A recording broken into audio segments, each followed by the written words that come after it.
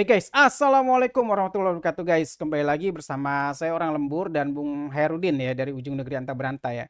Memang kalau kita memilih wapres ya, bukan kita lo kali yang milih, gue sih kagak gitu ya. Nah, kalau memang rakyat ya sudah ditipu demokrasi ini terus-terusan ya. Jadi dia memang asal gitu mau milih-milihnya. Nah, bukan berdasarkan pendidikan, bukan berdasarkan apa namanya kecerdasan, bukan juga berdasarkan memang dia punya jenjang karir yang terbatas gitu. Tapi berdasarkan uang dan dinasti yang memang dia punya gitu. Nah, kita tahulah anak haram konstitusi ini kan memang sudah bikin muak ya bagi sebagian netizen ya.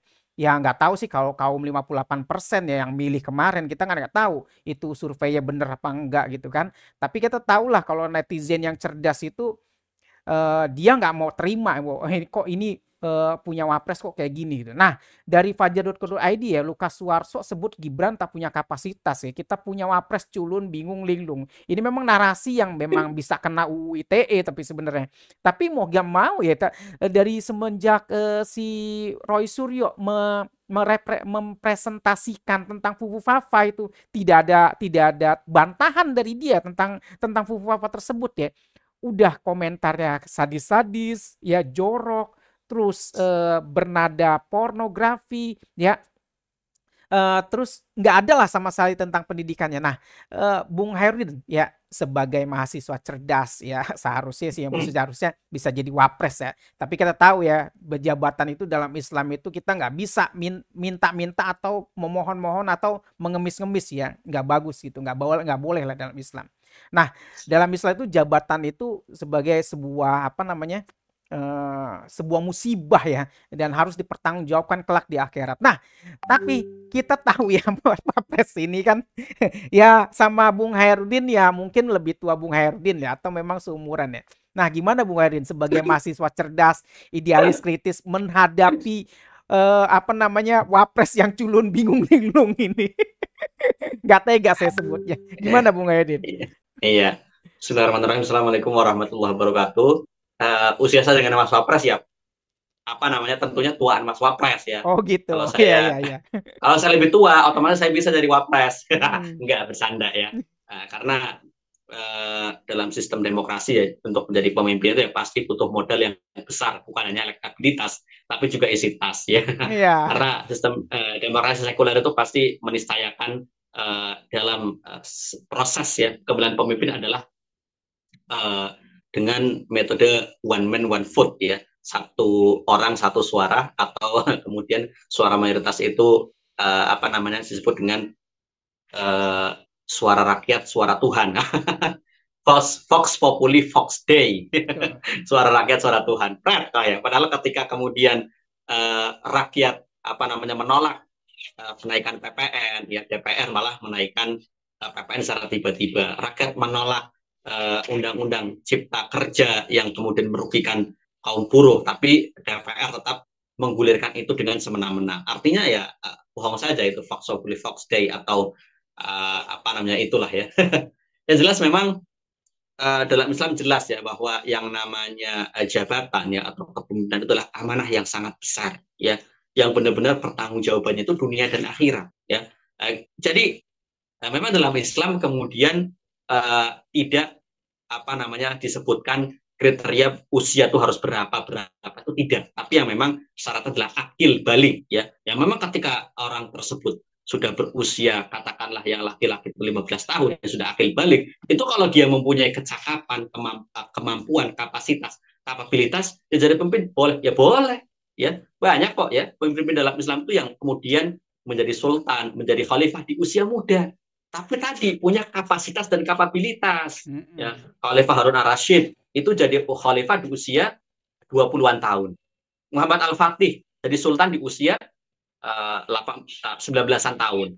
Kemudian juga banyak sekali khalifah-khalifah yang kemudian menjadi khalifah di usia muda, ya, seperti Sulaiman Al-Qanuni ya, khalifah terbesar Utsmaniyah ya. Itu menjadi khalifah di usia 20 tahun, dari sultan yang menjadi khalifah itu di usia 20 tahun. Itu artinya luar biasa, dan kemudian menjadi pemimpin selama 46 tahun dengan kebesaran yang luar biasa. Ya, artinya memang dalam Islam patokannya itu akil balik dan akil balik. Seorang kan tadi ya ketika dia sudah menunjukkan tanda-tanda itu, bahkan usia 13 tahun pun sudah akil balik ya. Tapi tadi punya kapasitas dan kapabilitas. Ya, apalagi Mas Gibran itu kan ketika menjadi wapres usianya 36 tahun, ya 36 tahun ya. Kalau saya tadi sama Kaisang saja masih tua Kaisang. Ya Kaisang itu kan sekarang usianya 31 tahun kemarin pas 25 Desember 2024. Ya. Jadi apa namanya? Ya tadi Gibran ini kan dipaksakan ya. Adapun kemudian apa namanya ketika waktu itu MK ya lewat Paman Usman itu mengubah aturan uh, di angka 40 tahun ada tambahan frasa pernah menjadi kepala daerah hasil pemilihan secara langsung ya. Itu kan sebenarnya ya tadi kalau Mas Gibran ini punya kapasitas kapabilitas kita nggak masalah. Ya cuma yang jadi masalah ini kan tadi terbuktikan bagaimana kerjaannya hari ini. Seperti yang dikemukakan oleh pengamat politik Slamet Ginting. Ya bahwa nanti kerjaan Gibran itu ya tadi gunting pita, tabuh gong, ya tanda tangan peresmian, Bagi-bagi dan susu. tadi keliling-keliling apa salah Bagi-bagi susu salah jadinya susu. ya salah susu. Aduh kan jadi kacau gitu ya. Sekalinya pidato banyak penggunaan kata-kata yang tidak pas secara EYD ya ataupun secara tidak menggunakan kata yang baku ya. Misalkan kata para. Para itu kan sudah menuju kata jamak. Kenapa disebut para-para? Itu kan jadi agak lucu juga. Ini gimana ini? Dan tadi diulang-ulang ya seperti disengaja atau memang ketidaktahuan. Ya sama seperti ketika apa kampanye ya asam sulfat ya. Apakah ketidaktahuan atau gimana ya? Dan tadi ya lucunya yang di sampingnya, yang di kanan kirinya nggak membetulkan ketika di tempat. Padahal itu kan sangat mudah ya asam folat dan asam sulfat itu kan sangat jauh kan. Nah, Ya.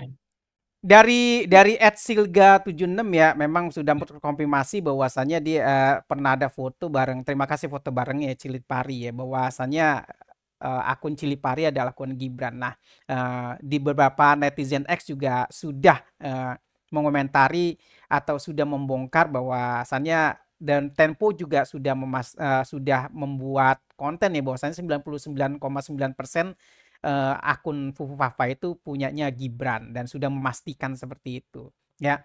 Dan jangan salah juga Bung Herdin ya, EYD atau ejaan yang disempurnakan itu semenjak 10 tahun Jokowi jadi presiden itu sudah hilang gitu ya.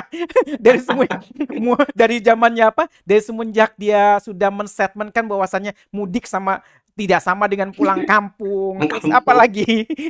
Saya lupa. Pasir laut dengan sedimentasi. Pasir laut dan sedimentasi dan berbagai macamnya lah. Iya. Ya, Sudah tapi belum, sudah sudah tapi tapi belum. belum.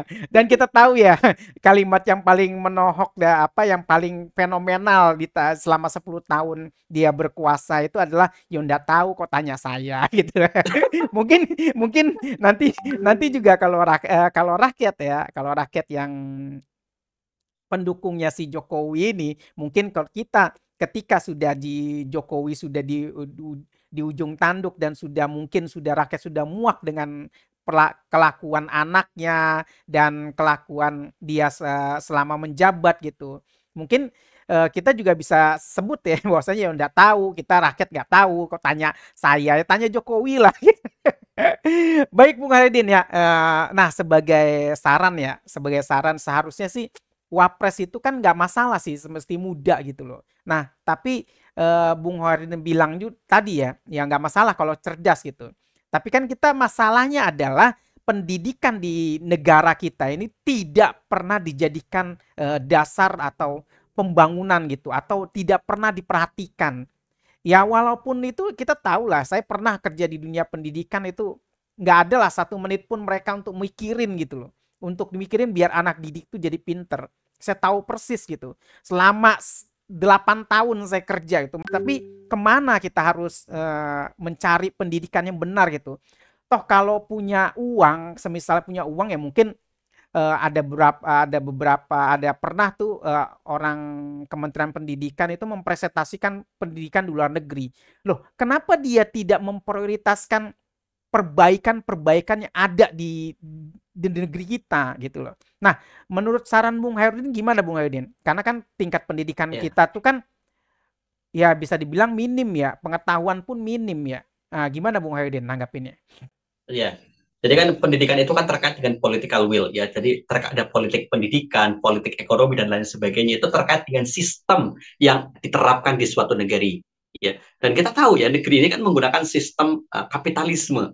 Ya memang tadi yang dimana sistem kapitalisme itu tujuannya adalah yang diajar adalah kemanfaatan, ya asas manfaat. Ya.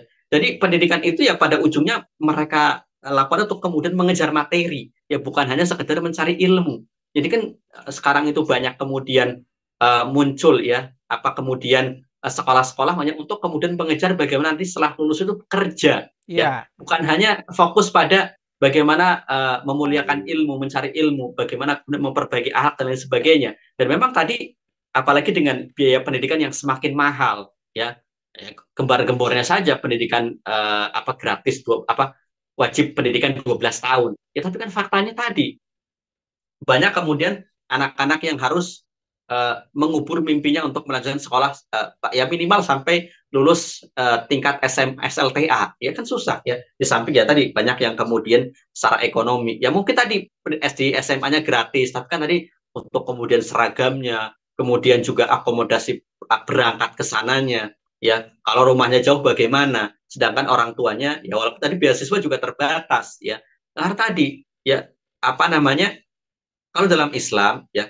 pendidikan, kesehatan, dan keamanan itu gratis, itu kewajiban negara untuk rakyatnya. Kalaupun tidak gratis itu harusnya semurah mungkin, ya. Harusnya ini kan malah tadi pemerintah menyerahkan pendidikan itu bahkan menyerahkan kepada swasta, ya. Swasta suruh berlomba-lomba membuka pendidikan.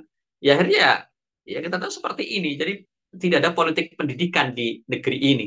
Jadi kemudian masalah di negeri itu masalah sistemik, ya. Jadi kemudian sampai kapanpun ya tidak bisa kemudian penyelesaiannya tambal sulam, tapi penyelesaiannya harus menyeluruh ya dari akarnya.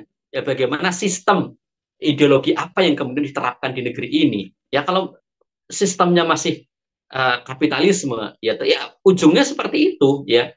Bahkan kemudian sampai berapa kali ganti menteri ya hari ini juga nanti ujian nasional akan diberlakukan kembali di tahun 2026 ya saya sebagai alumni ujian nasional dari tingkat SD, SMP, SMK, SD waktu itu masih ujian nasional itu ditentukan untuk penentu kelulusan. Jadi UN top. Jadi tidak ada nilai sekolah nilai apa. Jadi kalau ujian nasional nilainya jeblok nggak, ya harusnya nggak lulus ya. Ulang lagi tahun depan ya. Tahun 2011 ya pas lulus SMP itu pertama kali itu diberlakukan 60-40. Jadi 60% ujian nasional, 40% nilai sekolah. Maka kemudian banyak sekolah mengakali ya agar anak didik yang lulus itu dengan nilai sekolahnya yang ditinggikan. Nah, itu juga kadang ya parah sekali ya.